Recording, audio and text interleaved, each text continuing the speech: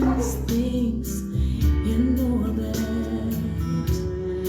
Runs to the weary, the worn and the weak,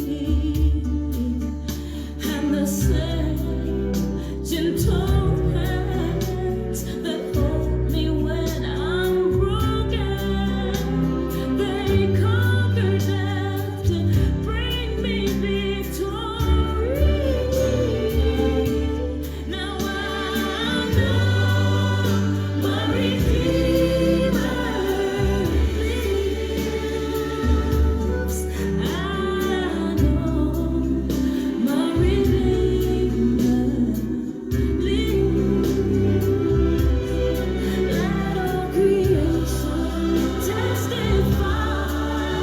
Let this life with the weak cry. I know my Redeemer. He lives to take away my shame,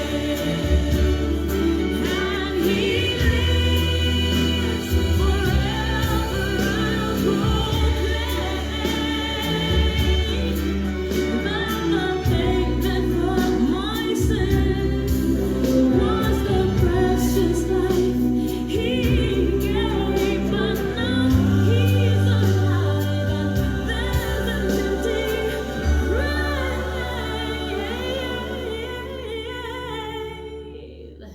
And I know my Redeemer lives.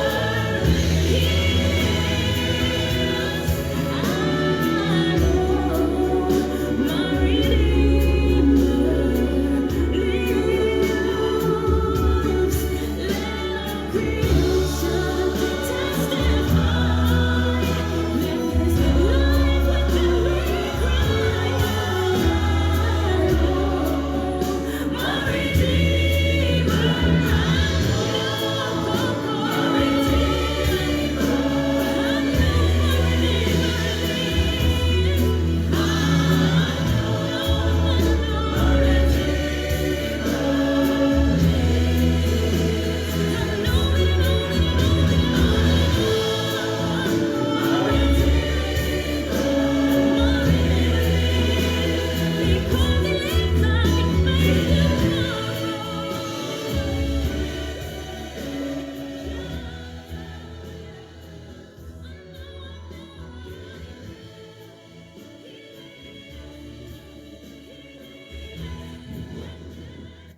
You live. Our Redeemer live. Amen. Good evening, beloveds. Evening, Brother Jim. Once again, welcome in the house of the Lord. Amen. Wat 2 of 3 by mekaar is, daar is hy. Amen. Amen. Nou, soos ons voortgaan met die topic, ontwrig die verdeeldheid, disrupting the divide. We had the other 2 nights we were talking about the other 2 topics. Now tonight we're going to focus on another part, and also from my side, I don't want to keep you here too long. So I just hope that we acknowledge that our Redeemer lives, and He will be assisting us to disrupt the uncomfortable questions, the uncomfortable way of doing things. Let us pray, beloveds. Mighty God, our Father, we say thank you that you've kept us throughout this day. Father God, a day that we might not have deserved, but you have made possible. Mighty God, our Father, we don't know what this night might bring, but we ask that you go before us and you make a way. Our Father, we think of those who were not able to come here this evening. Father God, those on the roads. Father God, those in the hospitals. Father God, in particular, the 2 reverends that's in the different hospitals there in the Cape side, Reverend Lance and Reverend October. Our Father, you are the one, Jehovah Rapha, you are the great healer. You are the one that can restore their health. Father God, you also know our own shortcomings, our own health challenges. We ask that you also disrupting the divide within those challenges and restore each and every one to perfect health.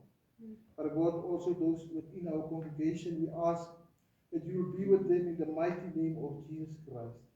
And we claim that by your stripes we will be healed. And our Father, as we continue in this week of Pentecost, we ask that you guide us. We ask that you humble us. We ask that you leave us speechless. In the mighty name of our Lord and Savior, Jesus Christ. Amen. Amen. Amen. Amen. Now, beloveds, as we continue tonight's topic, we'll discuss get over yourself. You are not the center. Now, what must die in us, beloveds? There's a few texts that we're going to focus on tonight. And the first will come from the book of Acts. Acts chapter 2, from verse 42 to verse 47. Acts chapter 2, from verse 42 to verse 47. Handelinge hoofstuk 2 van vers 42 tot 47. And in my Bible it reads as follows, with a heading, the fellowship of the believers. I think that comes from the New International Version. Verse 42, they devoted themselves to the apostles' teaching and to fellowship, to the breaking of bread and to prayer. Everyone was filled with awe at the many wonders and signs performed by the apostles. All the believers were together and had everything in common. They sold property and possessions to give to anyone who had need. Every day they continued to meet together in the temple courts. They broke bread in their homes and ate together with glad and sincere hearts, praising God and enjoying the favor of all the people. And the Lord added to their number daily those who were being saved. The next passage we're going to read, beloveds, comes from the book of Philippians. Philippians chapter 2, from verse 1 to verse 11. Philippians chapter 2, from verse 1 to verse 11. From my translation, the Good News Translation, with the heading, Christ's humility and greatness. Verse 1, your life in Christ makes you strong, and his love comforts you. You have fellowship with the Spirit, and you have kindness and compassion for one another. Verse 2, I urge you then to make me completely happy by having the same thoughts, sharing the same love, and being one in soul and mind. Don't do anything from selfish ambition or from a cheap desire to boast, but be humble toward one another, always considering others better than yourselves. Verse 4, and look out for one another's interest, not just for your own. The attitude you should have is the one that Christ Jesus had. He always had the nature of God, but he did not think that by force he should try to remain equal with God.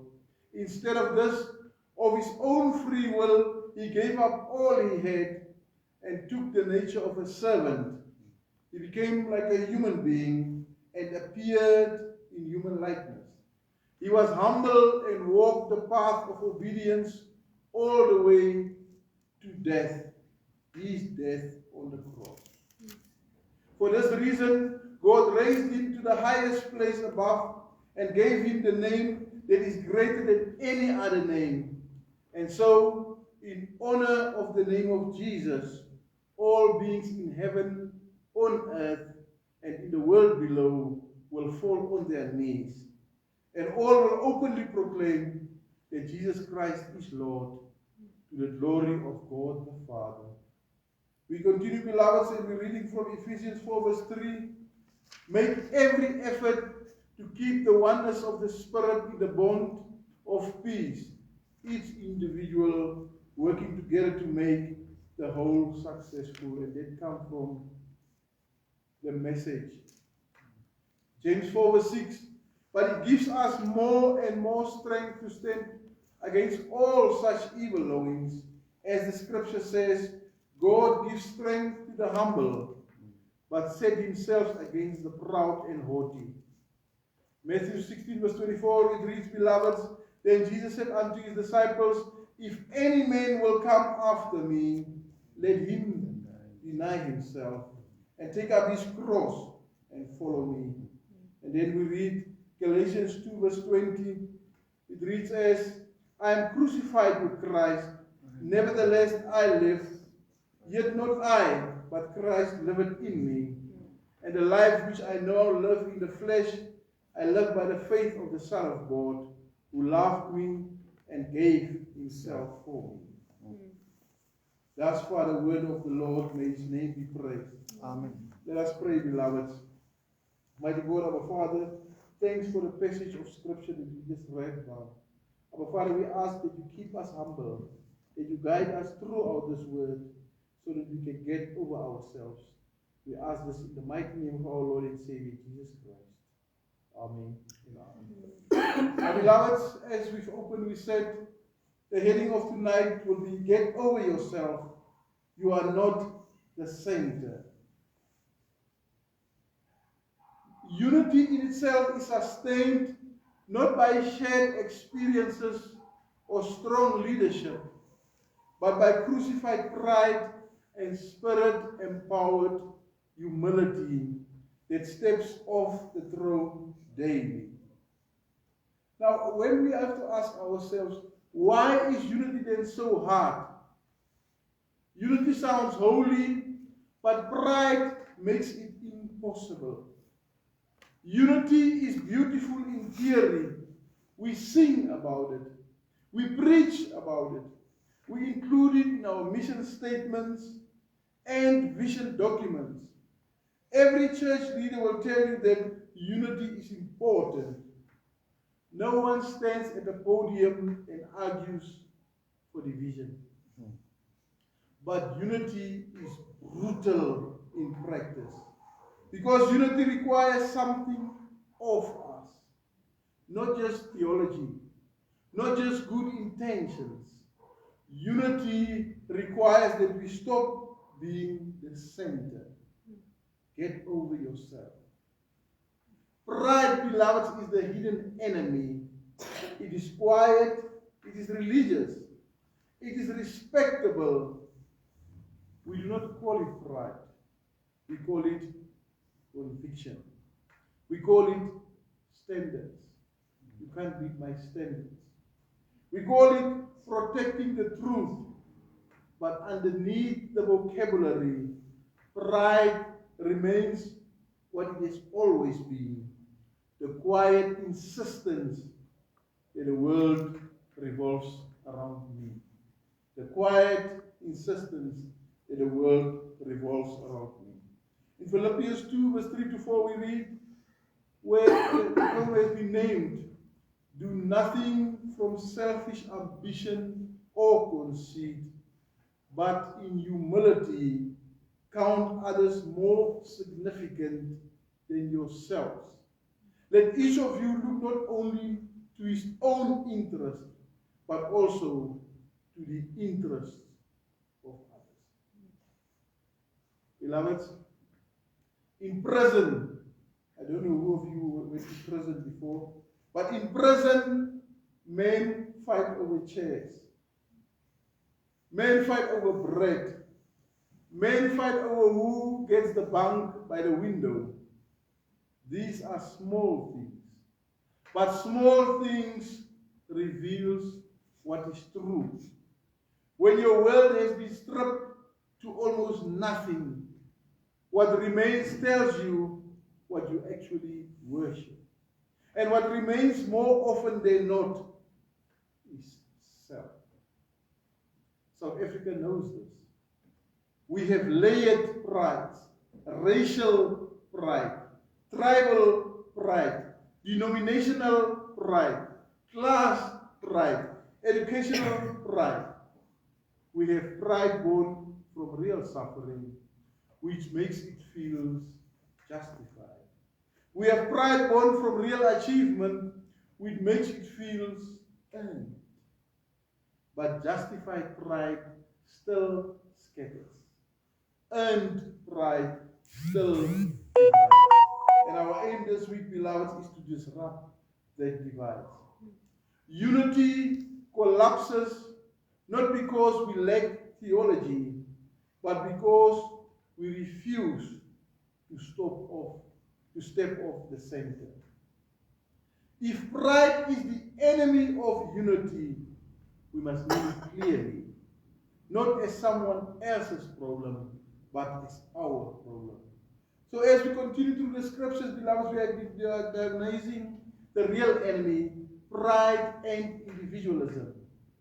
Pride can wear many masks. It can wear the mask of culture, the mask of pain, the mask of individualism, the mask of consumerism, and even spirituality. Pride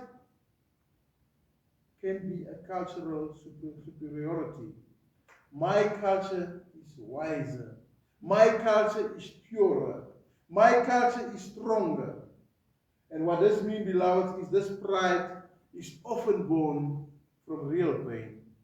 Apartheid told black South Africans they were inferior. Colonization told indigenous people their ways were worthless. The oppressed learn pride as survival. It protects what is precious. It refuses to be shamed again. But survival pride, left untransformed, hardens into judgment.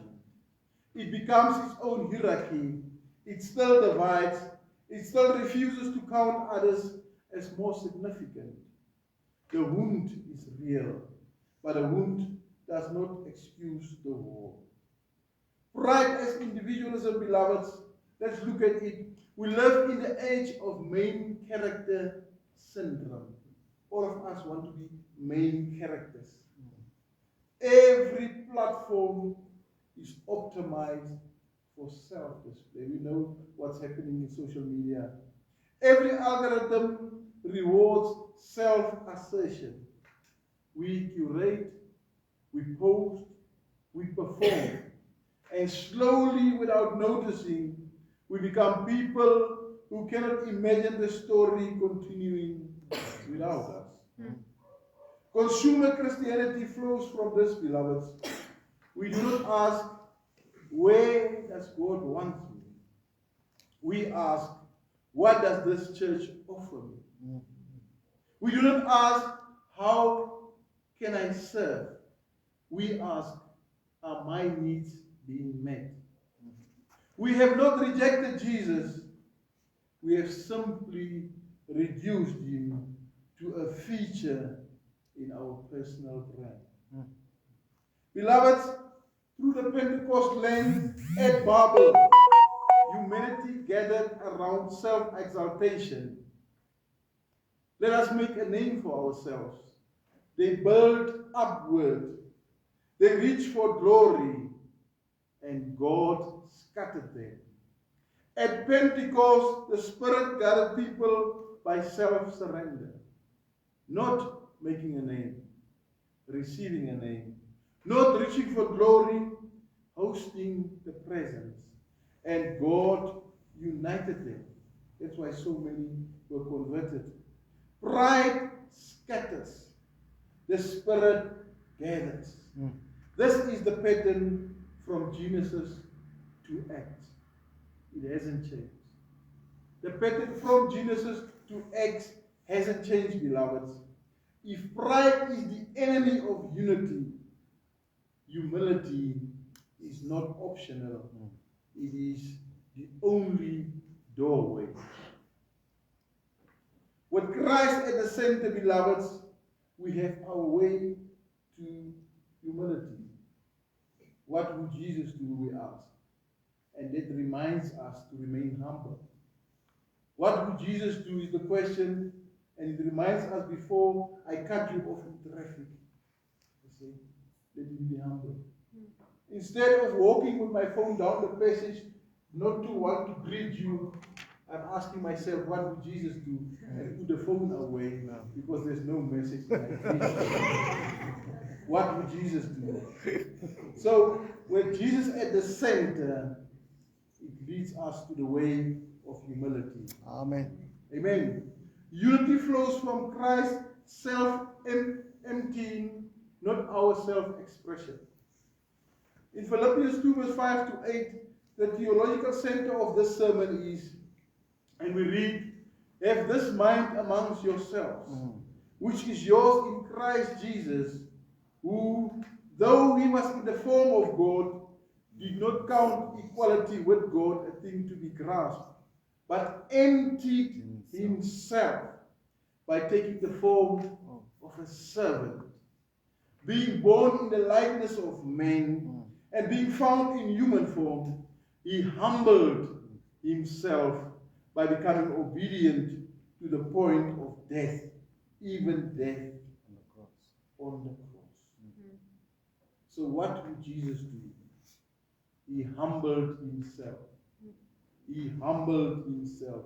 He made himself available as a servant and become so obedient.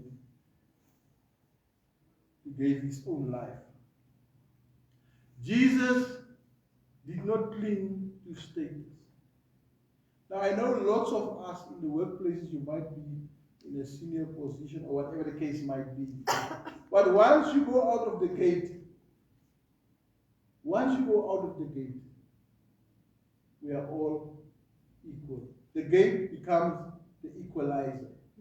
You can be a director today in the workplace. Once you start pension tomorrow, we are now equal. It's now an equalizer. There's no ranking, there's no title. We are just ordinary Joes. Ordinary by name, not ordinary by title. Jesus himself did not believe clinging to status. He had more right to be the center than anyone who has ever lived. He was God. You remember when we read John 14? When the disciples, when we go to John 20, when the disciples was asking those questions behind those locked doors, when they asked, where are you going in John 14? But he was all along with them. He was God. The universe was made through him and for him. Every atom reported to his authority. Every angel stood ready to serve. And he let go of it. Not because it was not his, but because reconciliation required his emptying. Now, beloveds, can we empty ourselves from that pride? Can we empty ourselves and become humble? Jesus chose downward mobility, not poverty for its own sake, not suffering as an end. He emptied himself because only emptiness can be filled with others. A hand clenched around its own privilege cannot hold anyone else. When you clench your hand, you cannot hold anyone else. You cannot pick up anyone else. Jesus opened his hands and the world was saved. Jesus laid down his rights for reconciliation. The question for us, beloved, is not whether we have rights. The question is whether we will lay them down. You remember in the song we say we're trading our sorrows. We're laying them down. So will we also lay down our rights? The cross is where pride goes to die. In John 13, we heard that Jesus washes feet. Not because food washing was his spiritual gift. Not because he enjoyed it. He washed feet because someone needed to do the low work. And if he did not do it, no one would. And you remember what we said? Feet washing was normally the type of work that was given to the servants. It was those low jobs. But Jesus wants his disciples to know what love actually looks like. not speeches, not theology. Towel, basin, then defeat. In prison, beloveds, men discover this slowly. You cannot cling to your reputation when everyone knows your crime. You cannot insist on status when you wear the same uniform as murderers. Prison does not produce humility, but it reveals how much pride you were carrying. The same Spirit, beloveds, who raised Jesus from the dead empowers us to live the Jesus-shaped life. Pentecost is not power to dominate, it is power to die to self. Timothy Keller called this the freedom of self-forgetfulness. You do not need to be the center. You do not need to defend your name. You are free to love.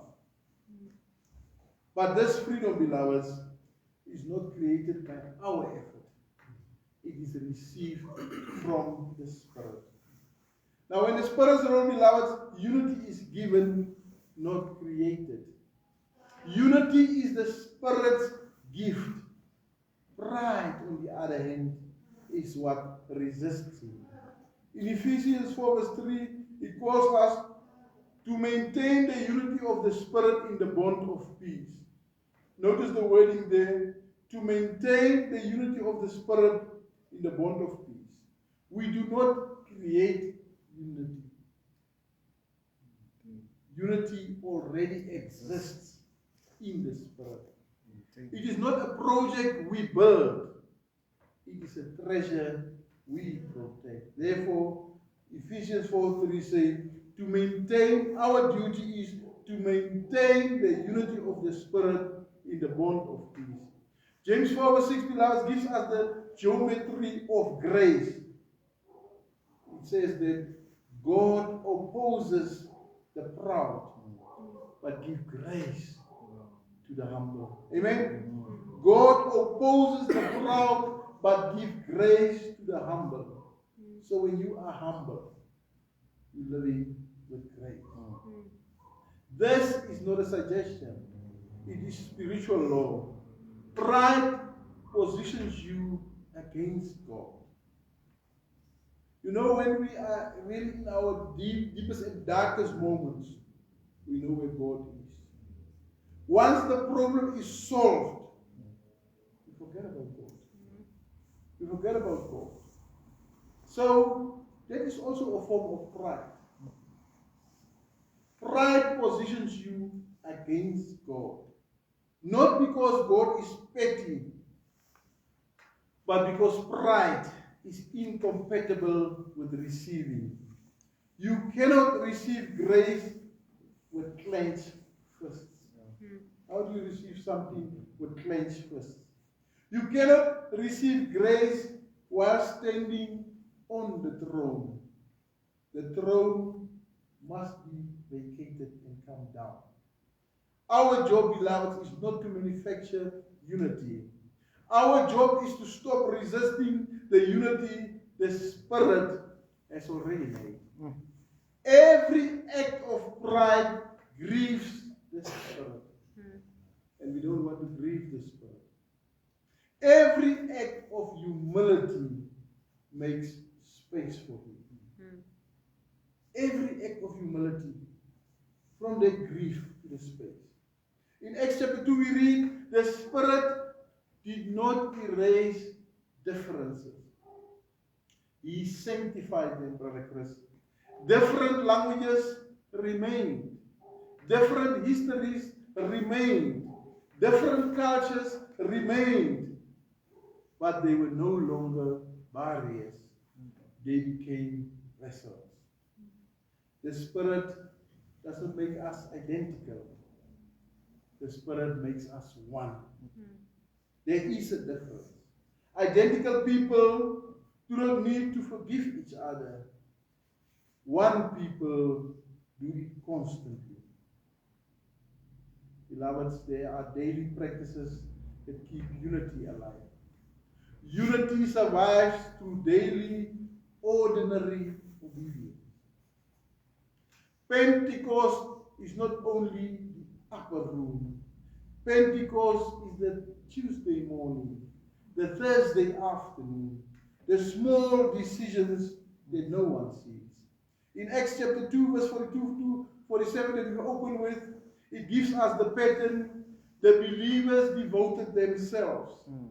Not occasionally, not when it was convenient.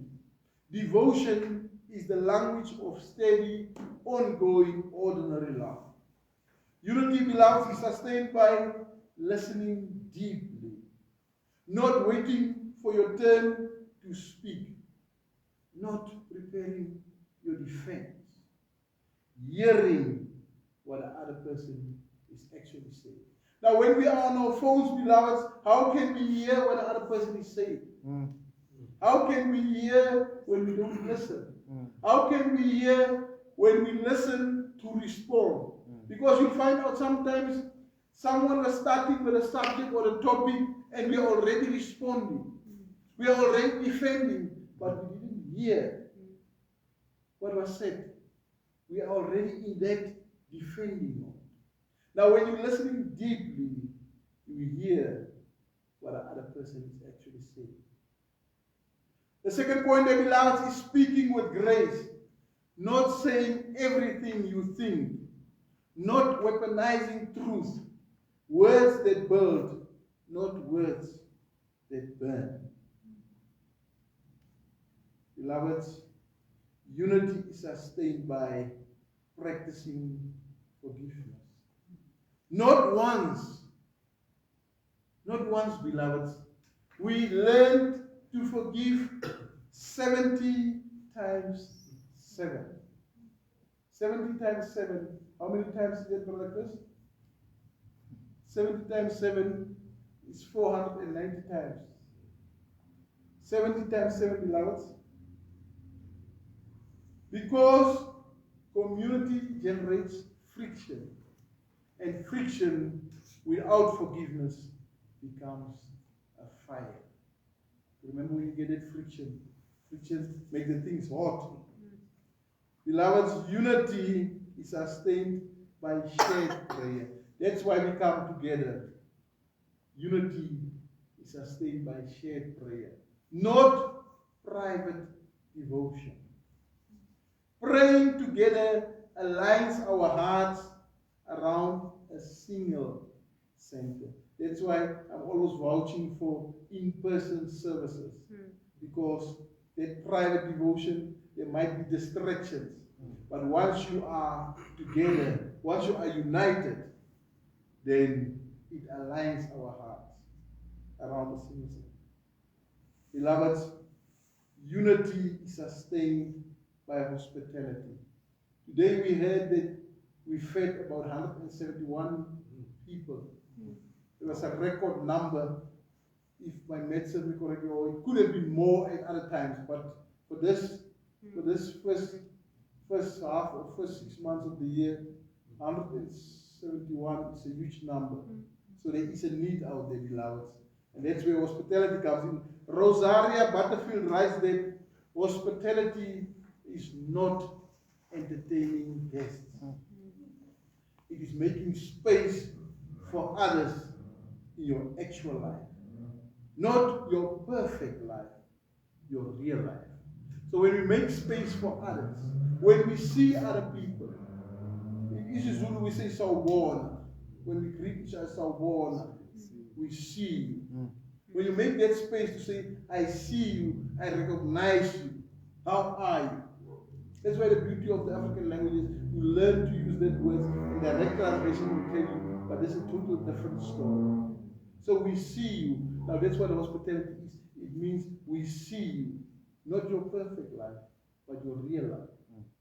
That's why we must always pray, please, our Father, help us not to look down on anyone. Unity, beloved, it helps us bearing with one another. And this is not gritting your teeth. It is the patient, long obedience of remaining family when it would be easier to leave. Beloveds, these are not heroic acts. They are not sermon material. They are simply what love does when it is not performed. Now the call, beloveds, get over yourself again and again and again and again. Get over yourself. Because humility is not a one-time decision. It is daily surrender. I had a friend, he's late now, he used to say to us in the NG Kerk, that time it was the NG Kerk. He said, you NG Kerk people, you bekeer every Sunday. What he was meaning is, we do our apostolische geloofsbelijdenis. We bekeer every Sunday. So we surrender daily. Ek glo in God die Vader, die Almachtige. You surrender daily. You reprimand yourself and remind yourself. Matthew 16 verse 24 says, if anyone would come after me, let him deny himself and take up the cross and follow me. Jesus does not say, deny yourself. He says, let him deny himself. Continuous, ongoing, habitual. Deny yourself daily. Like a mother will deny herself by not eating if there's no food in the house while serving everyone else. Deny yourself daily. Galatians 2 verse 20 allows it say, I have been crucified with Christ. It is no longer I who live, but Christ who lives in me. This is not Paul's testimony of conversion. We heard from Saul to Paul, the testimony of conversion.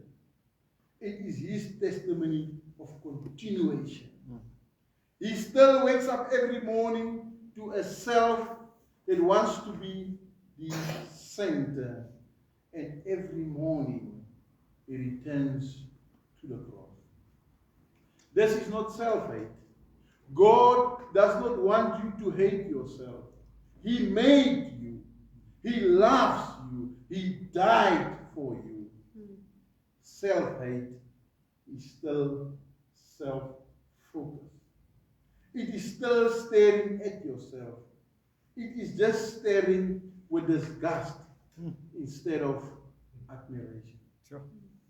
Amen. It is still staring at yourself, but in this case, with disgust instead of admiration. This is Christ-centering. You do not disappear.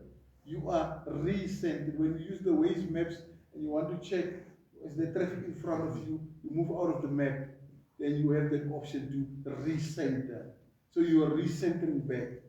The sun does not cease to exist when it orbits the sun. The sun does not cease to exist when it orbits the sun. And who told the sun? You heard the song that we played? Who told the sun? It simply stops pretending it is the source of life. Now, beloveds, every day the Spirit invites us to step off the throne, get off our high horses, so that Christ can take his rightful place again. Not because we were permanently converted, not because we learned humility once, because the Spirit is patient and the throne must be vacated every morning. That's why we say his mercies are new every morning. So if you wake up early, you catch that mercy. If you wake up late, I don't know where's that mercy. His mercy is new every morning. The steadfast love of the Lord never ceases. His mercies are new every morning. So if you sleep late, beloved, you might have missed on that mercy. You might have missed on that blessing. Because you remember what happened to the 10 virgins? We know where the oil, they didn't have oil. So they missed out on that mercy. Beloveds, reflection, repentance, and spirit-led response. This should feel prayerful, not moralistic. Not another assignment, just honest space with the Spirit. Now, beloveds, our reflective questions is, Where is pride still shaping how I see others? Not if. Where? Where has comfort replaced community? When did I stop choosing inconvenience for the sake of love? Who have I avoided loving because it costs too much or is too uncomfortable? Name them. The Spirit already knows. Beloveds, the Pentecost practice for us for this week is do one hidden act of service. No credit, no announcement, just love. We know all for love the Father gave. Listen without defending. This is not Matlanga. Listen, beloveds, without defending. Not until it is your turn to show your brightness. Actually, listen. Put the phone down to be present. Amen. Put the phone down to be present. The algorithm does not need you. Your people do. Amen. Amen. Amen. Amen. Choose we. Choose we over me. Me. In conversation, in decision, in prayer. Amen. Beloveds, our closing scripture from Ephesians 2 verse 14. For he himself is our peace, who has made us both one and has broken down in his flesh the dividing wall of hostility. The wall is already broken. We talk about the chains are broken. Christ demolished it. The question is not whether reconciliation is possible. The question is whether we will keep rebuilding the rubble. Beloveds, this evening sermon 3 shows that Pentecost unity is sustained not by shared experiences, but by crucified pride and Spirit-empowered humility. The Spirit is still gathering. The throne is still waiting. The question is whether you will step off it today, again and again and again and again. Amen. Step off your throne. Amen. Step off your throne, beloveds, and once again get over yourself. You are not the center. Let us pray. Mighty God, our Father, we say thank you that you once again remind us that we are not the center. Father God, you know our shortcomings. Father God reminds us daily to get over ourselves. Step off our throne. Father God, help us not to look down on anyone. Instead, helping them up. Father God, we know we are not always worthy. We know we are not always deserving.